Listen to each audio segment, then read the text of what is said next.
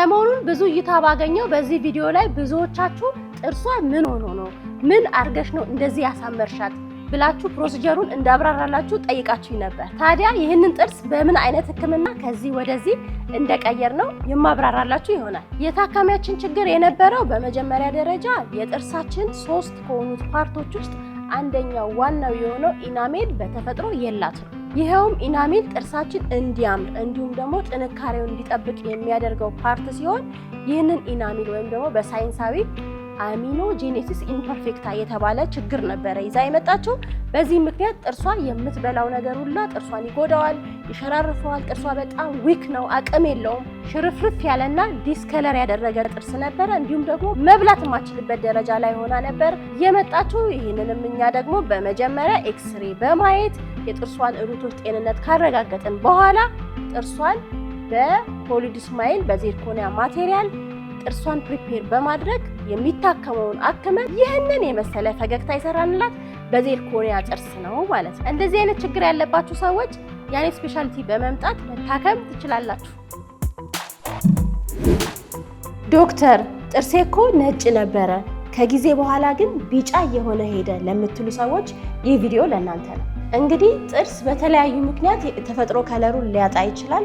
አንደኛው በአመጋገባችን፣ ይሄውም ደግሞ እንደ ሻይ፣ ቡና፣ ኮካ፣ የተለያዩ ሶዳ ሊያጠቁረው ዲስከለር አድርጎ ሊታይ ይችላል። ሌላኛው ደግሞ በተፈጥሮ አንዳንድ ሰዎች ቲነር የሆነ ኢናሚል ሲኖራቸው ላይክ ኢናሚላችን ማለት የፊት ለፊቱ መስታወት የሆነው ፓርት የላይኛው የጥርሳችን ክፍል ስስ ሲሆን ከውስጥ ያለው የዴንቲን ከለርን መሸፈን ያቅተዋል። ስለዚህ ኢናሚል ስስ ሲሆን ጥርስም ዲስከለር ሊያደርግ ይችላል ማለት ነው። ይሄ ደግሞ ናቹራሊ ስለሆነ ይሄንን በህክምና መታከም ይችላል። ሌላኛው ምክንያት ደግሞ በተለያየ ሲስተሚክ ዲዚዝ ለምሳሌ ሊቨር ዲዚዝ የተለያዩ ነገሮች ካሉባችሁ ያንን በመድኃኒትና በተለያዩ ምክንያቶች የጥርሳችሁን ናቹራል ከለር ሊያሳጣችሁ ይችላል። ሌላው ደግሞ ጥርሳችን እድሜያችን እየጨመረ በሄደ ቁጥር እንደዚሁ ዋይትኒንጉን እያጣ ይሄዳል። ጥርሳችን ከእድሜያችን ጋር ከለሩ እየተቀየረ ይሄዳል ማለት ነው። ታዲያ ለዚህ ነገር መፍትሄው ምንድነው ካላችሁ አንደኛ የጥርሳችንን ንጽህና በደንብ በአግባቡ መጠበቅ ይኖርብናል። ይኸውም በየ6 ወሩ ዴንታል ክሊኒክ መታጠብ። እነዚህን አማራጮች ተጠቅማችሁ ጥርሳችሁ ግን ሲቪር ደረጃ ላይ ደርሶ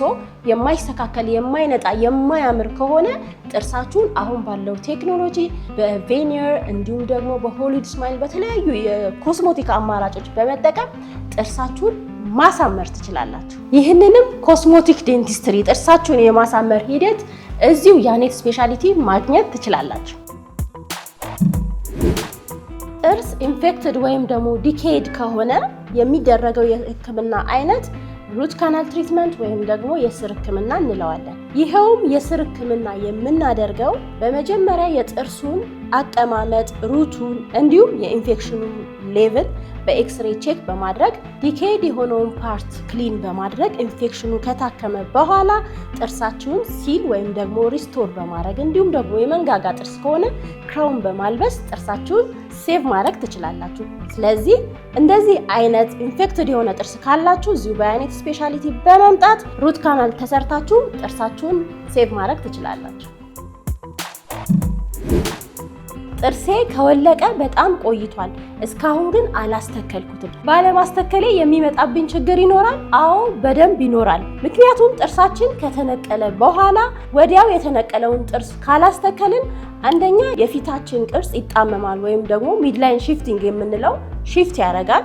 እንዲሁም ደግሞ ጥርሳችን የተነቀለበት ቦታ ያለው አጥንት ሪዞርቭ በማድረግ ወይም ደግሞ ሽሪንክ በማድረግ የፊታችን ቅርጽ ካለ እድሜያችን ጉድጉድ ብሎ ተጣሞ እንዲታይ ያደርጋል።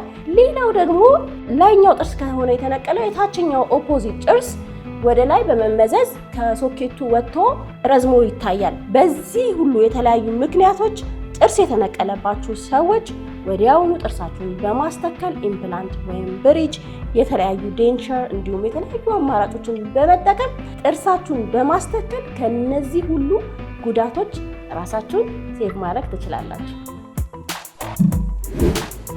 ዛሬ የተስፍሽ ሐረርጌውን ጥርስ በምን አይነት የጥርስ ህክምና ቴክኖሎጂ በመጠቀም እንዴት እንዳሳመርንለት ላስረዳችሁ። እንደምታዩት ተስፍሽ ወደ ክሊኒካችን ይዞ የመጣው ኬዝ በጣም ትልቅ የሆነ የፊት ለፊት ፍንጭት እንዲሁም ጥርሱ ወደ ውጭ የወጣ ነው። እኛም ደግሞ ኤክስሬ አይተን ለተስፍሽ የሚሆነው ህክምና ብለን ያስቀመጥነው ብሬስ ሲሆን ተስፍሽ ግን ለብሬስ ኮኦፐሬቲቭ ሊሆንልን አልቻለም። ምክንያቱም ቢዚ ነው እንደምታውቁት፣ ጊዜ የለኝም ባጭሩ ወዲያው ዶክተር ጥርሴን ፏ አርገሸኝ ነበር ያለኝ።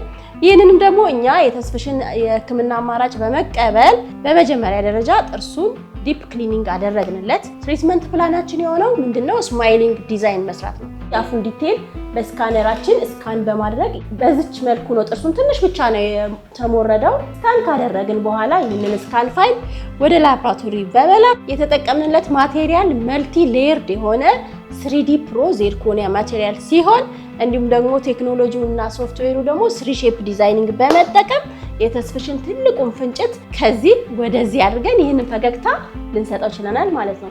ሌሎቻችሁም እንደዚህ እንደ ተስፍሽ ትልቅ ፍንጭት ያላችሁ ተስፋ የለውም በቃ ብላችሁ የተቀመጣችሁ ሰዎች እንግዲህ ያኔ ስፔሻሊቲ በመምጣት ፍንጭታችሁንም ዲስከለሬሽኑም የተለያዩት ነገሮችን የጥርሳችሁን የፈገግታን የሚረብሽ ኬዝ በአጠቃላይ በሆሊ ስማይል ፐርፌክት ማድረግ ትችላላችሁ። ጥርስ ማፋጨት ህክምና እንዳለው ታውቃላችሁ።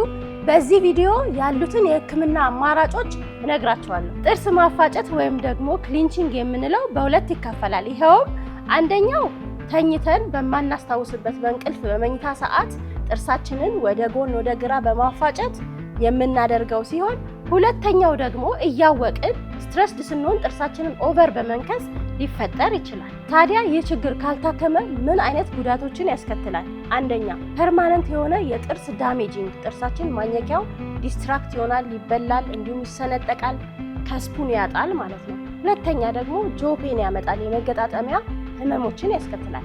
ሶስተኛው ደግሞ ገም ሪሲዥን ወይም ደግሞ የጥርስ አቃፊያችን ሊሸሽ ይችላል።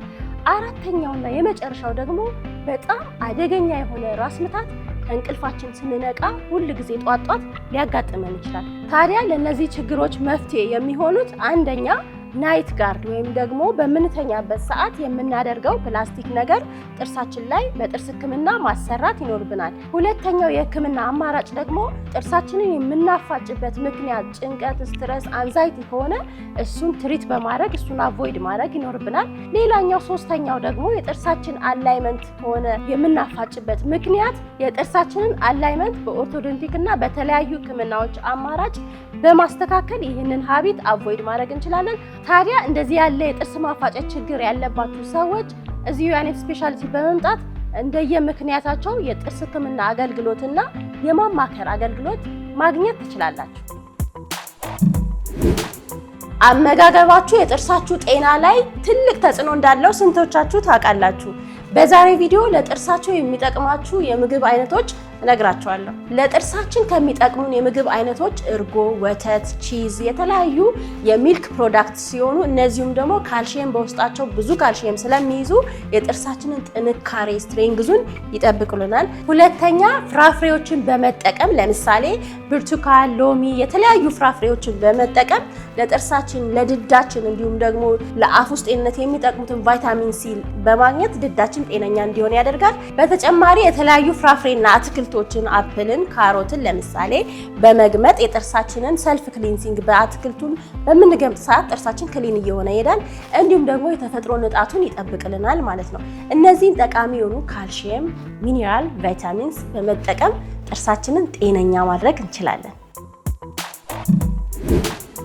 ጥርሴ በሱስ አልቋል፣ የድሮ ፈገግታዬም ናፍቆኛል፣ ለኔ ምን መፍትሄ አለሽ ላላችሁኝ ሰዎች ይህ ቪዲዮ ለእናንተ ነው። ለረጅም ጊዜ የተለያየ ሱስ ያለባችሁ ሰዎች ጫት፣ አልኮል፣ ሲጋራ እንዲሁም ደግሞ የተለያዩ ኬሚካል ድራጎችን የተጠቀማችሁ ሰዎች ጥርሳችሁ በጊዜ ብዛት እየተሸራረፈ ጥንካሬውን እያጣ እንዲሁም ደግሞ ዲስከለር እያደረገ ይሄዳል። ይህም ደግሞ ዲስከለር ያደረገ ጥርስ በእጥበት በትንንሽ ነገር የማይመለስና ሲቪር ደረጃ ላይ ከደረሰ የተሻለ አማራጭ አላችሁ። ይሄውም ደግሞ አማራጭ ፐርማነንት የሆነ ስማይሊንግ ዲዛይን በመሰራት ፐርማነንት የሆነ ቬኒርስ እንዲሁም ደግሞ ሆሊውድ ስማይል ክራውን በማድረግ የጥርሳችሁን ጤንነት፣ ውበት፣ ፈገግታ መመለስ ይኖርባችኋል። ነገር ግን ይህ ሱስ ከጥርስ አልፎ የተለያዩ የሰውነት ክፍላችሁንም ስለሚጎዳ በተቻላችሁ መጠን ሱሱን ማቆም የመጀመሪያው አማራጭ ይሆናል። ወደ ጥርስ ህክምና ሄዳችሁ የጥርሳችሁ አነካከስ ትክክል አይደለም ተብላችኋል? ዛሬ ስለ ጥርስ አነካከስ አይነቶችና ስለ ህክምናቸው የማወራችሁ ይሆናል። አንደኛው ክላስ 1 ወይም ደግሞ ኖርማል ባይት የምንለው ነው። እሱም ደግሞ የላይኛው በትንሹ የታችኛውን ሸፍኖ የሚያምር ፈገግታ ሲኖር ኖርማል ባይት እንለዋለን። ሌላው ሁለተኛው ደግሞ የላይኛው ጆ በጣም ኦቨርጀት ያደርግና ይሄኛውን የታችኛውን ሙሉ በሙሉ እስከሚባል ደረጃ የሚሸፍነው ሲሆን ሶስተኛው ደግሞ አንደር ባይት ሲሆን ይሄውም ደግሞ የታችኛው ጆ መጥቶ ፓሌቱ ላይ ወይም ደግሞ ላንቃችን ላይ የሚረግጥ ሲሆን አንደር ባይት ይባላል። አራተኛው ደግሞ ክሮስ ባይት የምንለው ነው። ይሄውም ደግሞ የጥርሳችን አላይመንት ዝብርቅርቅ ሲል። አራተኛው ኦፕን ባይት እንዲሁም ደግሞ ጥርሳችን መንጋጋ ጥርሳችን ሲረግጥ የፊት ለፊት ጥርሳችን የማይረግጥ ከሆነ የሚከፍት ከሆነ ስንስቅ። ታዲያ እነዚህ የአነካከስ አይነቶች በምን አይነት ህክምና ልናስተካክላቸው እንችላለን? አንደኛ በኦርቶዶንቲክ ትሪትመንት ይሄውን ብሬስ በማድረግ የጥርሳችንን አቀማመጥ ኦቨር ባይት፣ ኦፕን ባይት ቅድም የዘረዘርኩላችሁን በአጠቃላይ በኦርቶዶንቲስት በስነ ስርዓት በስፔሻሊስት ሐኪም መስተካከል ይችላል። ሌላው ደግሞ ጥርሳችሁን ብሬስ ማድረግ ለማትፈልጉ ሰዎች አላይመንቱን ፐርፌክት የሚያደርግ የዘመኑ ቴክኖሎጂ ኢንቪዛላይን በመጠቀም እሱንም ማስተካከል ይቻላል። ይህንንም አገልግሎት ለማግኘት እዚሁ ያኔት ስፔሻሊቲ በመምጣት በኦርቶ ስፔሻሊስት እንዲሁም በማግዚሎ ፋሻል ሐኪማችን በመታገዝ ጥርሳችሁን አነካከሳችሁን ፐርፌክት ማድረግ ትችላላችሁ።